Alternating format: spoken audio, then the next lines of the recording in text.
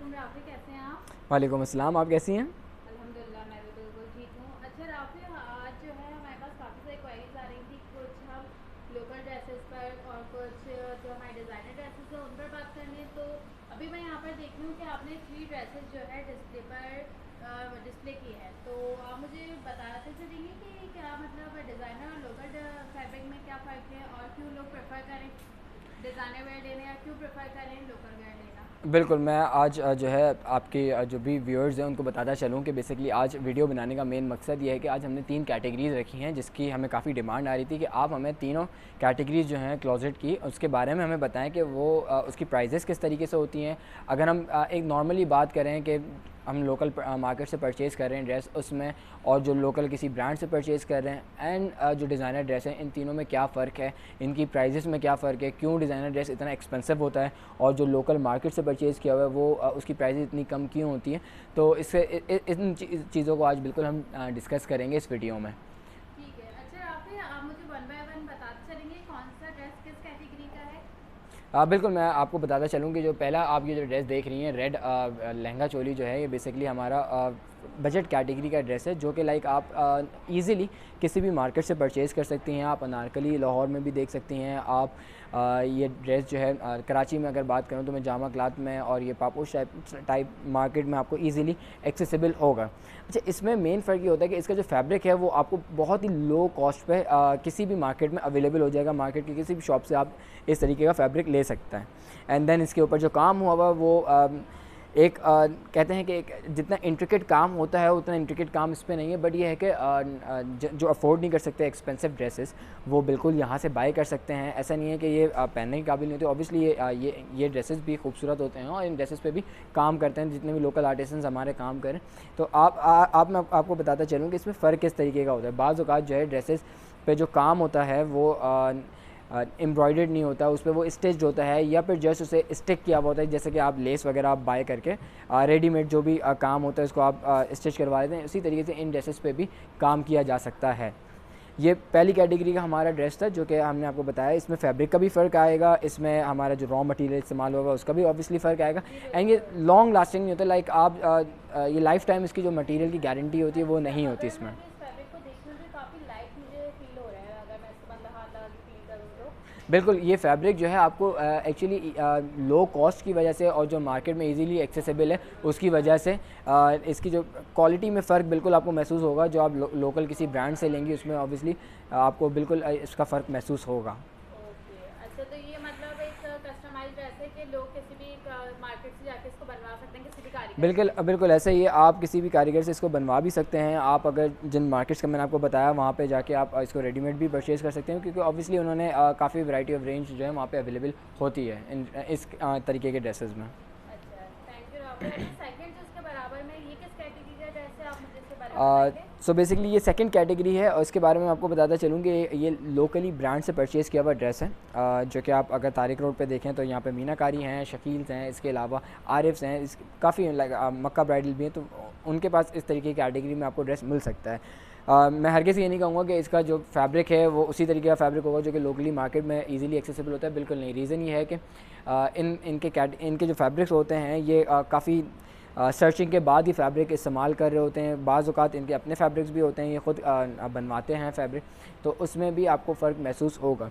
अच्छा, इसमें मैं आपको बताते चलूँ कि इनका फैब्रिक की like not life time guarantee का तो गारंटी नहीं देते ये, बट ये कि टू सम एक्सटेंट ये कि 1 साल, 2 साल, 3 साल तक की गारंटी बिल्कुल देते हैं कि ये फैब्रिक का कलर फेड नहीं होगा। एंड देन इसमें जो रॉ मटेरियल इस्तेमाल हुआ हुआ है वो काला नहीं पड़ेगा, क्योंकि बाज़ औक़ात जो ब्राइडल ड्रेसेस जो हैं वो पड़े-पड़े भी ख़राब हो जाते हैं, उनका जो काम है वो काला पड़ जाता है। तो इनकी तरफ से थोड़े टाइम तक के लिए बिल्कुल गारंटी होती है। एंड इसके बारे में आपको बताते चलूँ कि ये कंपैरेटिवली जो लोकली मेड है, हमारा कोई भी किसी मार्केट से परचेज़ करेंगे तो उससे थोड़ा आपको एक्सपेंसिव मिलेगा। इसको बाय करने का मैं अगर आपको फ़ायदा बताऊँ तो ये है कि ये आपको आपके मुताबिक जो नॉर्मल लाइक ऑब्वियसली जो डिज़ाइनर ड्रेस अफ़ोर्ड नहीं कर सकते उनके लिए बहुत लाइक अच्छी कलेक्शन इनके पास होती है, और ये आपको एक मिनिमम और रीज़नेबल अमाउंट में भी ड्रेस यहाँ से मिल जाएगा। अच्छा राफ़ी, अगर मैं अभी लड़की जो हमारे ड्रेस है उस पर जाने से पहले मैं अगर इन दोनों से पूछूँ कि लोग क्यों प्रेफर करें कि लोकल वेयर लें या फिर वो प्रेफर करें कि नॉर्मल जो किसी ब्रांड्स को होते हैं वो लें, तो आप मतलब क्या उन्हें सजेस्ट करेंगे? अच्छा देखिए, मैं बताता चलूँ, अगर बाज़ लाइक जो जितनी भी फ़ीमेल्स हैं उन्हें अपने इवेंट से लेके वो बहुत अटैच होती हैं इवेंट को लेके। तो जो इवेंट को लेके बहुत अटैच हैं, जिन्हें ड्रेसिंग का लाइक बहुत शौक़ है, एंड देन वो अपने इवेंट में बहुत अच्छा लगना चाहती हैं, तो वो बिल्कुल जो लोकल ब्रांड्स हैं उस पे जा सकते हैं, उनसे मतलब कि सारे ड्रेसेस वगैरह पसंद करके उनसे बुकिंग करवा सकते हैं। तो मेरी तरफ से अगर आप चाहें तो ये प्रेफरेंस रहेगी कि आप लोकली ब्रांड को परचेज़ कर सकते हैं। बट ये है कि ऑब्वियसली ये डिपेंड करेगा आपके बजट के ऊपर। आपका अगर इतना बजट है तो आपको वहाँ मिल जाएगा। लेकिन ये है कि मैं ये नहीं कहूँगा कि वहाँ पे किसी भी लोकल ब्रांड पे जाते हैं तो आपको शायद वहाँ पे कुछ ना मिल सके, बल्कि आपको वो अपने पॉकेट के लिहाज से वहाँ पे ड्रेस जो है अवेलेबल हो जाएगा। आप उन्हें कहेंगे कि इस तरीके से कस्टमाइज़ कर दें तो वो बिल्कुल आपके लिए कर देते हैं कस्टमाइज़। अच्छा ठीक है, अब हम जो है लास्ट जो आपकी थर्ड कैटेगरी है उस पर आ जाते हैं। तो हमें थोड़ा सा डिफाइनिंग पूरी काफ़ी प्यारा ड्रेस है, मतलब एक मैं देखती हुई आ रही हूँ बजट जो हमारा है नॉर्मल ड्रेस है कि हमारा बजट फ्रेंडली कि कोई भी जाकर उसे बनवा सकता है और पहन सकता है। सेकंड भी मतलब ऐसा है कि नॉर्मल कस्टमाइज ड्रेस बनवा सकते हैं, किसी भी ब्रांड से जाकर कोई ले सकता है। अब जो थर्ड ड्रेस है वो इन दोनों के मुकाबले में ना काफ़ी अट्रैक्टिव भी है और मतलब दिल चाह रहा है कि बस हाँ इसी को ले लो। तो थोड़ा सा इसके बारे में डिस्क्राइब करें। इस बिल्कुल मैं आपको इसके बारे में बताता चलूँ तो देखें, जो डिज़ाइनर स्पेशली कैटेगरी की जो साइंस होती है ड्रेस बनाने की, वो डायरेक्टली ड्रेस बना के उस पर काम स्टार्ट नहीं होता। बेसिकली उससे पीछे जो होमवर्क होता है वो बहुत स्ट्रॉन्ग होता है, जब जाके इतना जो आउटकम उसका आता है वो बहुत अच्छा आउटकम निकल के आता है। इनिशियली जो है ड्रेस प्रॉपर्ली पहले डिज़ाइनर डिज़ाइन करते हैं कि किस तरीके का उन्हें ड्रेस बनवाना है, किस तरीके का ड्रेस उन्हें चाहिए एट द एंड। तो उसके लिए पहले डिज़ाइनिंग की जाती है। डिज़ाइनिंग के बाद जो है उसमें अगर कुछ काम में फ़र्क करना है, उसमें कुछ चेंजेस वगैरह करनी है, तो वो बिल्कुल होने के बाद पहले अप्रूवल किया जाता है। अप्रूवल के बाद देन उनका मेन फोकस होता है कि फ़ैब्रिक हम कौन सा इस्तेमाल करें। बिकॉज़ बाज़ औक़ात ये होता है कि अगर मैं बात करूं कि दूसरे किसी भी लोकल ब्रांड से, तो वो ये नहीं देखते कि कौन सा फ़ैब्रिक है, उस पर काम किस तरीके का करना है, क्योंकि बाज़ औक़ात लाइट फ़ैब्रिक पे हैवी काम हो जाता है, जिसकी वजह से जो फ़ैब्रिक है वो बहुत जल्द फ्रेजाइल हो जाता है, एंड देन उसकी लाइफ बहुत जल्दी एक्सपायर हो जाती है। अगर मैं किसी डिज़ाइनर कैटेगरी के ड्रेस की बात करूं तो वो काम के पीछे भी काफ़ी सोच रहे होते हैं कि इस पर कौन सा फैब्रिक हमें इस्तेमाल करना चाहिए, किस तरीके का फैब्रिक हो जो कि इतने हैवी काम को सपोर्ट कर सके। तो वो फैब्रिक लाजमी चाहिए होता है, तो इस वजह से वो फैब्रिक पे काफ़ी फोकस होता है उनका। एंड देन उनका सेकंड जो मेन फोकस रहता है वो रहता है उनके काम के ऊपर, जो रॉ मटेरियल वो इस्तेमाल करें। क्योंकि ऑब्वियसली कोई भी अगर ड्रेस इतना एक्सपेंसिव बाय कर रहे हैं तो वो ये बिल्कुल हरगिज़ नहीं चाहेंगे कि वो 1 साल बाद, 2 साल बाद या 3 साल बाद वो ड्रेस का जो काम है वो काला पड़ जाए। बिकॉज़ जो डिज़ाइन मैं यही बता रहा था बिल्कुल कि जो डिज़ाइनर कैटेगरी का ड्रेस होता है उसमें जो डिज़ाइनर है वो मेक श्योर कर रहे होते हैं जो रॉ मटेरियल वो इस्तेमाल कर रहे हैं वो लाइफ टाइम हो।